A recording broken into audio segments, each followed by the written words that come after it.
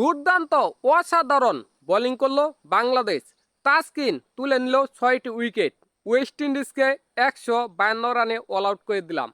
তারপরে আমাদের সামনে লজ্জাজনক পরাজয়। কেন কেন লজ্জাজনক পরাজয়? ওয়েস্ট ইন্ডিজ প্রথম ইনিংসে 450 রান করে আমরা করতে পারি 269 রান। আমরা পিছিয়ে ছিলাম 181 রানের।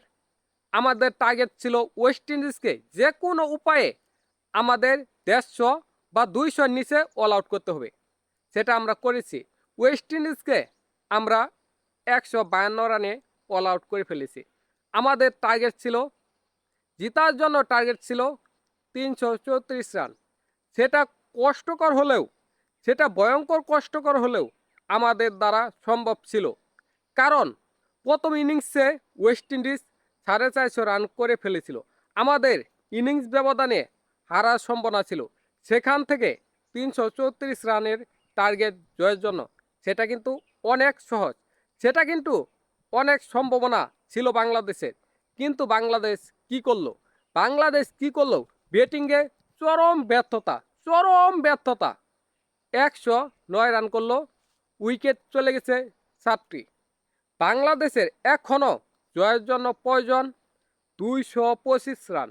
225 রান করতে হবে বাংলাদেশকে যদি জিততে হয়। যদি বাংলাদেশ জিততে চায় তাহলে এখনও 225 রান করতে হবে। হাতে রয়েছে 3টি উইকেট। ব্যাটিংয়ের মধ্যে রয়েছে শুধুমাত্র জাকের আলী। এখন কি বাংলাদেশ জিতবে? ভাই, এটা বাংলাদেশ কখনো জিতবে না। লজ্জাজনকভাবে পরাজয় হবে, এটা নিশ্চিত। শুধু দেখার বিষয় বাংলাদেশ কি 200 রানের উপরে হারবে নাকি 200 রানের নিচে হারবে, সেটাই দেখার বিষয়। বাংলাদেশ আসলেই খেলতে পারে না।